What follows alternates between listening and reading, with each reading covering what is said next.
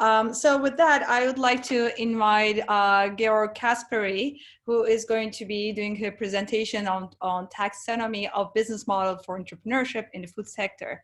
So Georg has 20 plus years of experience in sustainable finance, including working on sustainability projects over 20 countries for the World Bank. And he has built successful sustainable food enterprises and different categories and with many case studies. And now that we have set the background for what are the emerging problems, I think Georg's business models is going to give us some tools to approach what are some of the business tools that we can use going forward. So over to you, Georg. Great. And I will be sharing the screen for this presentation.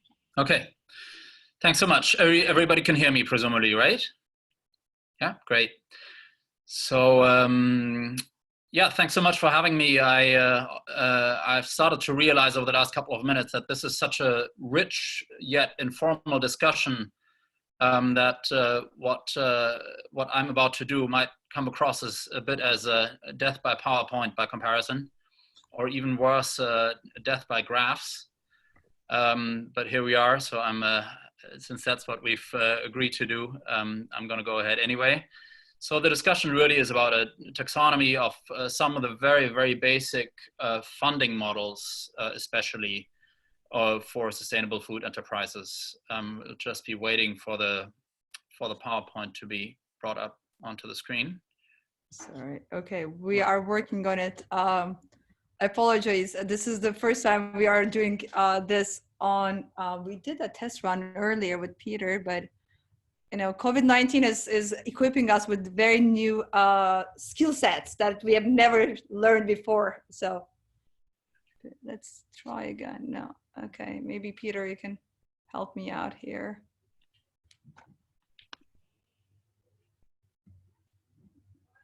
Yes, I'm just seeing what we can change with the settings that might be making it where it's not enabling the sharing now. A moment. Okay.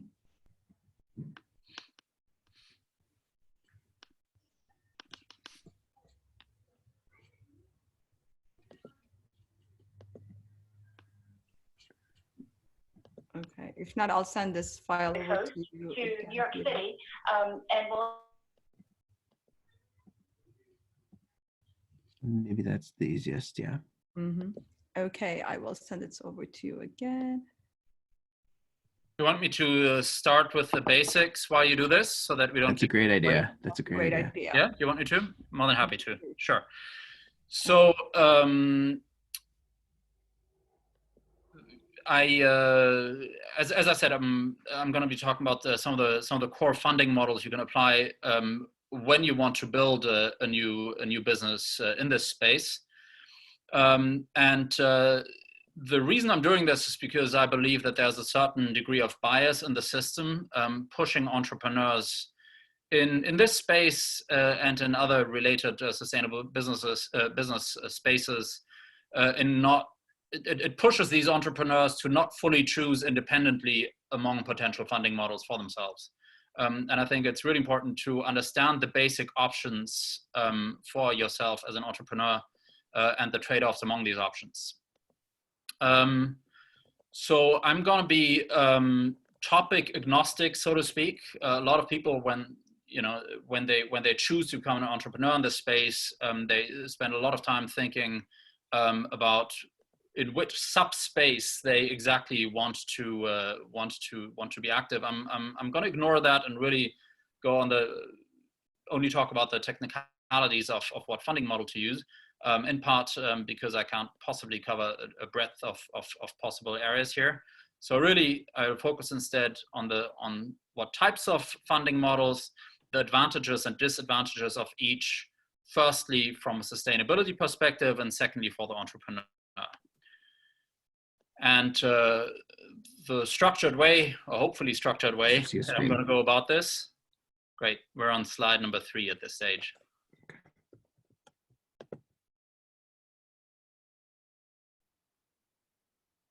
Great. So this is sort of a very rough structure of what I'm going to be talking about. I'm really only talking about for-profit businesses in this space. And I'm going to highlight 4 main categories of funding models, some additional minor categories, and then I'm going to talk a little bit about hybrid models among the models that I've talked about. And I'm going to try to draw on a number of examples from my own experience of building such sustainable businesses in the food space. If that sounds all a little bit like I'm taking a more generic taxonomy and applying it to this space, then that's because that's exactly what I'm doing. I am taking a more general model. I have presented this in more general sustainability audiences, but then it turns out that I did end up with quite a few of my entrepreneurial ventures somewhere in or adjacent to the food space. So Pete and I agreed that that this would be a good way to apply these general principles to this space. So here are the 4 main categories that we're shooting for in terms of funding models. The first one is really simple. You set up a business and you try to generate regular revenue. So when I talk about that, you'll recognize that by that little icon. That's supposed to be a person with a light bulb as a head, by the way. There has been some confusion about that in previous presentations. The second is credit finance product development. The third one is use an initial subsidy and grant. And the fourth one is risk capital-based product development. So going into the simple regular revenue funding model, if you want to go to the next slide on that. Great. So that's really very simple. You have an idea that doesn't require upfront capital, and instead you, if you want to go to the next slide, please. Instead, you go directly into your business essentially. This is the case for most common business types, especially most service-based SMEs, including most consulting. And an example of something my colleagues and I have done in this space is that we've done a lot of consulting in recent years in the agri and food technology sector, advising exporters how climate change will change the markets for their food technologies. There's a lot of need for that right now, and that corresponds exactly to this type of business model. The advantages of the model are that you don't need any sort of upfront investment. You basically start going from day one. You have very low risk. You can just test your market by going as a business into the market. And you don't really require any form of innovation to get started.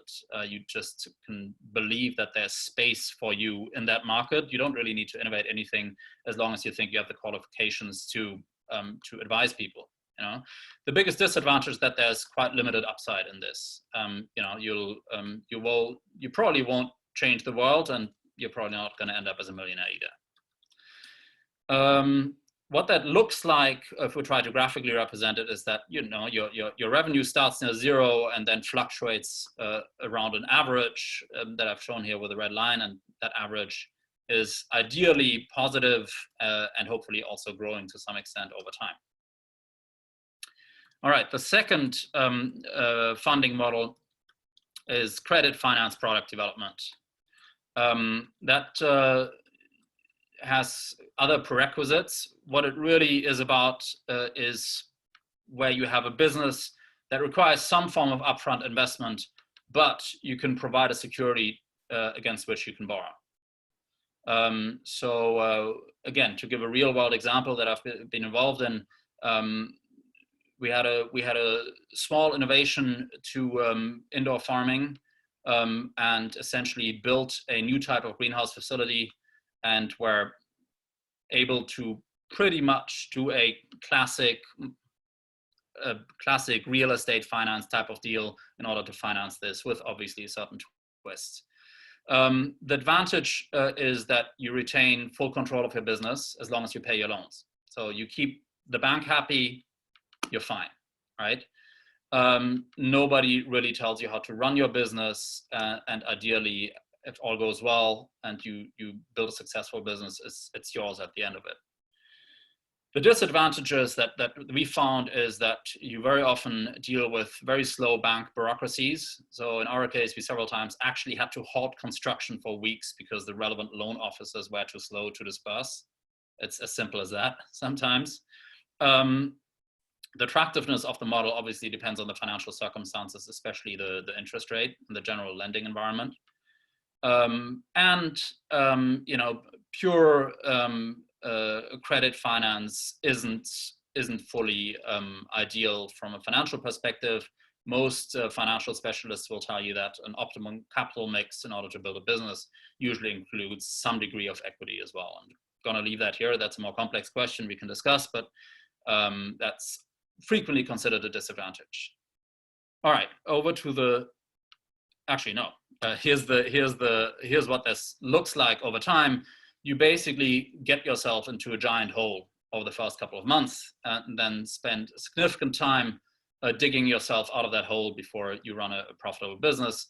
And there's no exponential growth really, and your revenue tapers off as the market may become saturated with the product you've come up with. All right, the third financing model is a variation of the second one. It's basically credit finance with an initial subsidy or grant. As I said, I'm not going to discuss pure grant-based models because you know, we're talking about businesses here rather than grant-run entities. So it's all pretty similar to the credit finance business, but there's a lot of opportunities these days to get initial grant from a sustainability fund or similar for having just a bit of an innovative idea or a particular social purpose that you can convince them of. There's also some interesting ones that we found that governments tend to give you an often quite substantial sweetener for taking the very same business model that wouldn't be eligible for an upfront grant, but putting it into a disadvantaged region of the country where you're building this in.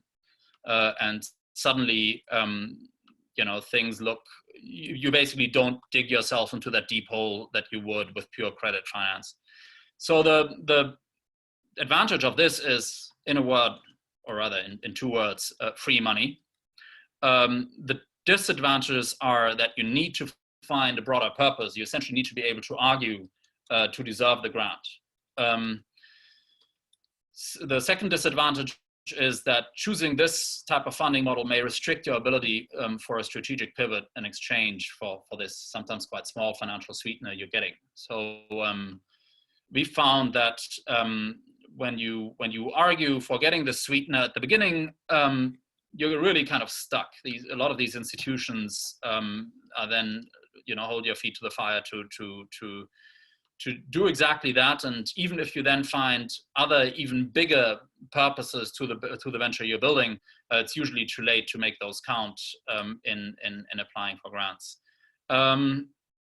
A third disadvantage that we found is that you end up often dealing with funding institutions with little entrepreneurial expertise.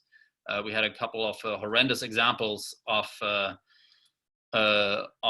having to justify really in our mind, very obvious entrepreneurial decisions to people who had given us this initial sweetener and were insisting on certain actions that, as it turned out, after a couple of months, really didn't make any entrepreneurial sense. Having a quick look at the graph, what that looks like, it's really like credit financed, like the credit financed approach, except the hole you dig yourself into at the beginning is smaller and you're out of it quicker, therefore. The fourth and final funding model is arguably the classic one. It's risk capital based product development. It's really maybe the one I was most talking about when I said at the beginning that I believe there's a certain bias for entrepreneurs. Very often, if you talk about having a business idea or wanting to build a startup, this is the business model most people would assume you're using, or rather the funding model. it implies that you have some sort of, in this case, food technology, hardware or software, and you require upfront capital and labor investment. We've done this in one case where we've been applying artificial intelligence to the efficiency of the growth processes in indoor farming. That obviously required upfront investments in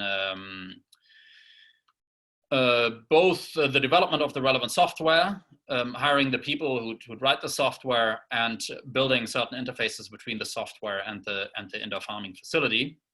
The advantage generally is that there's a huge potential financial upside for you, but it's also usually shared to a significant degree with the risk capital provider. The disadvantages is that really you have to come up with something pretty significantly innovative. Secondly, there's a high failure rate. It's overall very, very risky. The average figure given for the rate of failure of the risk capital supported product development is around 75%. There's a high need for secrecy because you don't want, you don't want your idea basically to be snatched up by someone else. You've invested all this money in it, and the risk capital provider has invested all this money in it, and then somebody snatches it and gets to the intellectual property quicker than you do. Another advantage is that you end up only with partial ownership of the company. And the most significant one, but often least talked about, is that the risk capital provider often wants to and can replace the initial sustainability or social goals with commercial goals. You often find yourself working on issues that are not the issues that you founded this company for. And what this looks like as a graph is the traditional hockey stick. You end up losing money for a very, very long time until you have a successful product that hits the market, and then everything goes through the roof, right? At least that's what everybody's hoping for under this funding model. So those are the four basic models. There's a couple of other options. I'll highlight just two. One is naturally entrepreneurship, where you use your mother company's name and contact network to develop something, but the trouble is that the fruits of your labor ultimately won't be yours. And another model to be a sustainable entrepreneur is to work in entrepreneurship where you integrate sustainability into ideas into the core business of the company that you're working for. There's some very interesting real examples where this has really happened, but in my experience, you will often find yourself fixing the problems that your firm or industry has had a part in helping create in the first place. Then a few hybrid models that also exist. A lot of firms in this space have a profit-making entity and have sort of Chinese walls between that and an associated foundation and CSR department. This may make sense and may be very successful, but there is evidence that very often this is still a PR exercise for the mother firm, for the profit-making mother firm, if you will. And another hybrid type, or rather a range of hybrid types, is that everything we've talked about so far can, in theory, combine with grants, but with different degrees of probability of success. So, for example, we found that grant providers are generally very reluctant to fund any form of consulting. The biggest disadvantage of that hybrid type is that it's often going to result in multiple and potentially contradictory reporting lines. So you have one for-profit reporting line who want to see, a bottom line, basically, a well-run business, and a separate reporting line that is more impact-driven, and that is a bit of a recipe for trouble. What else? Again, can we go to the next slide, please? So some very basic conclusions, and obviously happy to go into anything beyond that in the Q&A afterwards. I think the most basic conclusions should focus on when to use which of these, and these are really just initial ideas. Go with regular revenue if you don't need upfront investment and you're reasonably sure that you have a market. People may come and try to throw capital at you and want a little stake in the company, don't do it if you don't have to. It's a very basic suggestion for me. Avoid risk capital unless you have a clear strategy over how you'll be able to retain control of the impact focus and indeed of your company. But if you're aiming at impact, risk capital is often trouble. If you do need upfront capital, think of creative ways of seeking a loan. Try to think creatively about what sort of security you can give banks in order to go for a loan earlier rather than later. Ideally with a grant or subsidy sweetener, and there are more of those around than you'd think. Thanks so much, and here are my contact details if you have any additional questions even after this presentation. Thanks so much. Thank you, Georg. That's been very useful. If there are any questions, please, if you can kindly put into the chat box, Georg can answer some of them. I have one question actually. So usually for entrepreneurs, one of the biggest problems is access to capital. However, with the COVID-19 situation, do you see, and especially with very emerging issues such as the food supply chains, what do you see is the momentum in terms of new investment mechanisms or incentives? You know, this obviously there will be a different answer for different geographies, but are you picking up any sort of trends or anything emerging, particularly with respect to this issue? Well, there's a couple of things to be said. One, I could give you so many that I'm going to focus on two, and I'm going to make it about one that I've heard that I don't see so far, and another one that I think is actually real. One impact that I've heard a lot about is that this is actually going to strengthen the resolve to provide funding for impact ideas, including in the sustainable food space. I don't think the numbers show that so far, and I think there's a good dose of wishful thinking in that so far. What I have seen happening is that you do have a greater chance if you make it more about health. So if you currently have a business in this space and haven't emphasized the health aspects of what you're doing, this might be the time to do it.